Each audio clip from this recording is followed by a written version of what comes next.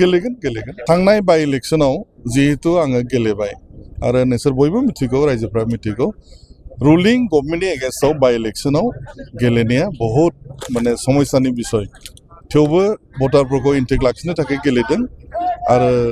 बे ग्राउन्डखौ नायोबानो रेगुलार जितु दा एसेम्बलि इलेक्शन जागोन निस्सय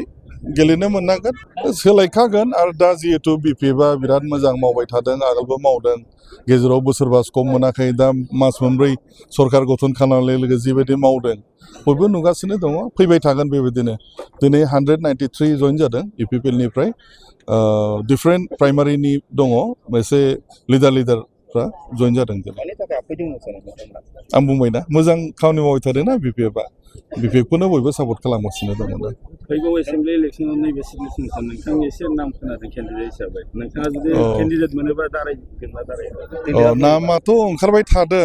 एक्चुअलि बाथ्राया मा मिथिगौ ना थांनाय बाय इलेक्शनाव जिहेतु आङो गेलेबाय आरो नोंसोर बयबो मिथिगौ रायजोफ्रा मिथिगौ रुलिं गभर्नमेन्टनि एगेन्स्टआव बाय इलेक्शनाव गेलेनाया बहुत माने समस्यानि बिसय